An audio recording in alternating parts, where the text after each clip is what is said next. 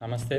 నిన్న కూటమి ప్రభుత్వం పోలీస్ కానిస్టేబుల్ పోస్టుల విషయంలో వాళ్ళు ప్రోగ్రాం పెట్టారు, వాళ్ళకి పత్రాలు అందించారు, వాళ్ళకి పోస్టులు అలర్ట్ చేశారు.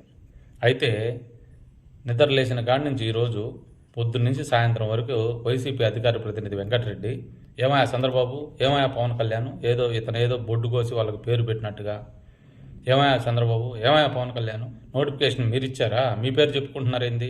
జగన్మోహన్ రెడ్డి గారు నోటిఫికేషన్ ఇచ్చారు, వాళ్ళు ఎగ్జామ్ రాశారు, వాళ్ళు టెస్టులు పాస్ అయ్యారు, ఆ పోస్టులు మీరు ఇప్పుడు పోస్టులు ఇస్తున్నారు, అదేంది మీ పేరు చెప్పుకుంటారు ఏంది? జగన్మోహన్ రెడ్డి గారి పేరు చెప్పాలి కదా అని మాట్లాడతాడు. ఎవరు పోస్టులు ఇస్తే వాళ్ళ పేరు చెప్పుకుంటారు, అధికారంలో ఉన్నారు కాబట్టి వాళ్ళు చెప్పుకుంటారు. అంటే మీరు చెప్పేది ఏంది?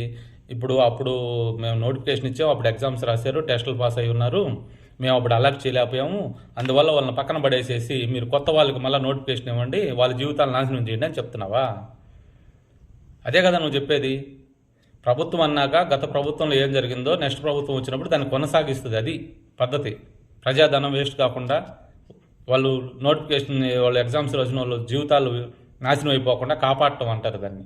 ఎవరి పేరు చెప్తే ఏమైందా? వాళ్ళకి పోస్టులు అయితే వచ్చినాయి కదా. రాష్ట్రం మంచి కోరి, ప్రజలు మంచి కోరి ఓడి ఊడు అలా మాట్లాడటం నీలాంటి వాడు తప్ప.